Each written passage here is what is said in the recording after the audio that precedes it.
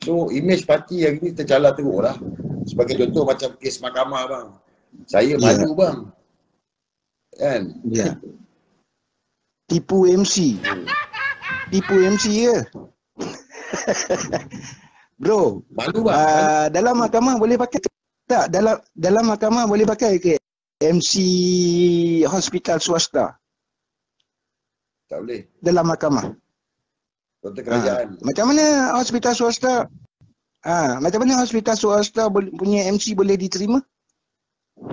Dalam kes-kes yang terkini.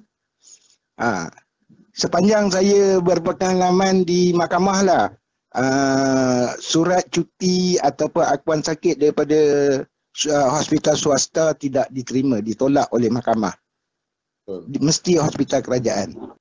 Adakah hukuman pergantungan ni hanya sebagai hukuman membunuh karier politik Sir Azri, di mana desas-desus katakan Sir Azri kemungkinan akan bertanding dalam PRU 15.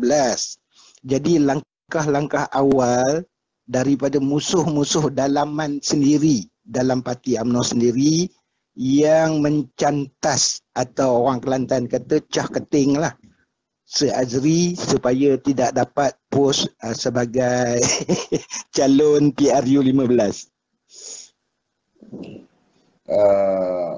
Pertama sekali, laporan pertama yang dibuat kepada lembaga disiplin datangnya daripada UMNO Masa Maju. Daripada UMNO bahagian saya sendiri. Saya UMNO Masa Maju. Jadi report tu dibuat oleh UMNO Masa Maju tu sendiri. Kenapa? Kerana saya nak bertanding pemilihan yang akan datang sebagai ketua pemuda UMNO bahagian. Jadi yang nak lawan dengan saya ni nampak mungkin risau, kan?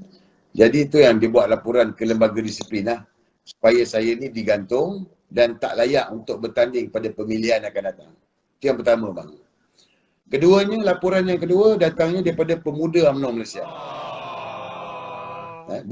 Bukan daripada bahagian lain.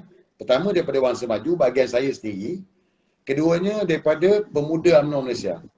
Bermakna daripada pejabat pemuda UMNO Malaysia yang melaporkan hal saya ni kepada lembaga disiplin. Iaitu Dr. Asraf lah sebagai ketua pemuda UMNO. Dan saya tak tahulah bang, tapi sebelum ni saya dengar inilah yang berlaku dalam parti politik ni. Bukan UMNO sajalah, banyak parti lah. Melainkan PAS. PAS ni jawatan dia orang tak berebut. Tapi banyak parti UMNO, PKR, itu yang PKR sampai bergaduh, pecah kepala dan sebagainya. Jadi hari ni saya merasai lah. Saya merasai bahawa diri saya ni inilah yang berlaku. Apabila orang cakap Sir ni pengkhianat, bagi saya macam tak patutlah, sebab tak silap saya, dulu ada penyebaran antara audio antara Anwar Ibrahim dan Zahid Hamidi. Dan Zahid Hamidi sendiri pun mengakui yang tu memang suara dia. So persoalan dia, siapa yang khianat siapa ni sebenarnya? Dan benda, dan kalau tanya majoriti ahli-ahli UMNO lah, siapa yang nak sokong Anwar Ibrahim tu? Kecuali Zahid Hamidi lah, yang merupakan rakan baik, rakan informasi semua kan. So saya tak nampak anak murid tu yang paling penting. Nak bawa jajaran baru lah katanya kan. Saya tak tahulah apa benda yang jajaran barunya nak sampai nak sokong Anwar Ibrahim jadi Perdana Menteri.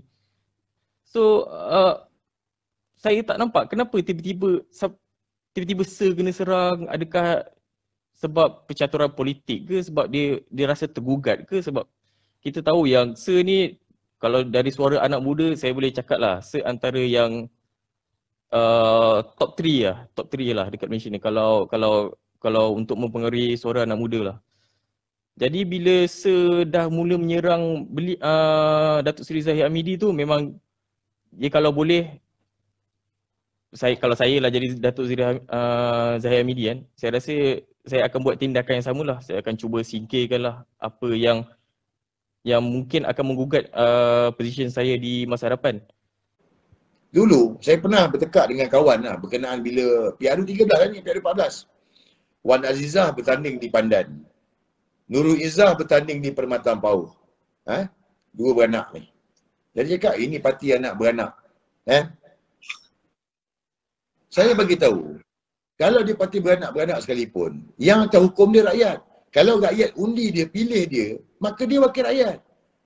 Dan akhirnya Wan Azizah menang di Pandan, Nurul Izzah menang di Permata Ampau, dan kemudian Anwar Ibrahim menang di Port Dickson lepas itu. Hari ini, bapa, mak, anak semua ada dalam parlimen.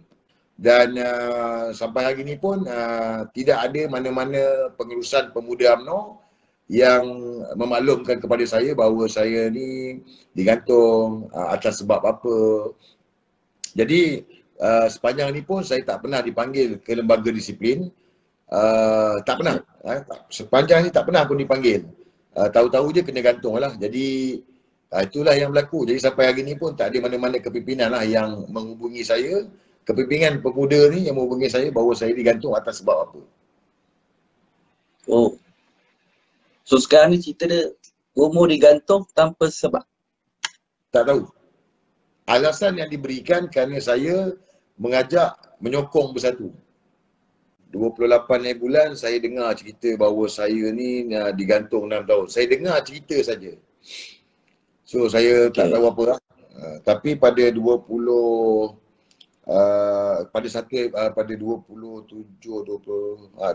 bulan 27 bulan petang tu sebelum maghrib SUK Pemuda UMNO remove saya daripada grup grup ESCO dengan grup Ketua Pemuda Bahagian tanpa apa-apa makluman lah. Jadi bila saya kena remove tu saya terkejut lah, tapi saya diam lah. Selepas maghrib tu ada seorang ESCO ni, dia forward dekat saya WhatsApp daripada SUK Pemuda UMNO, yang mana selepas saya di remove ada WhatsApp dihantar ke dalam grup ESCO yang mana memaklumkan bahawa saya telah digantung selama 6 tahun hasil keputusan MKT. Jadi saya tunggulah, saya tunggu siapa-siapa call daripada pengurusan pemuda, daripada Dr. Asraf ke, daripada PSU ke, daripada SUK ke. Tak ada siapa-siapa call pun, tak ada. So sampailah semalam staf daripada pejabat UMNO datang hantar surat dekat saya mengatakan bahawa saya telah digantung selama 6 tahun berkuat kuasa 27 hari bulan 8. Dia ada jasa. Jasa dia meruntuhkan Pakatan Harapan. Jadi kalau dia lantik menteri, menteri kanan, menteri MITI, lantaklah. Yang penting bukannya dia dilantik sebagai Perdana Menteri ataupun timbalan Perdana Menteri. Kalau tanya saya nak bagi tahu dengan semua, oleh kerana tindakan Azmin Ali mengkhianati PKR dan Tasimi Yassin bawa Bersatu keluar, PH collapse. Jadi hari ini bila dia ada dalam kabinet, apa yang kita nak kisah? Yang penting rakyat dah tak derita selama 22 bulan tu tak ada dah.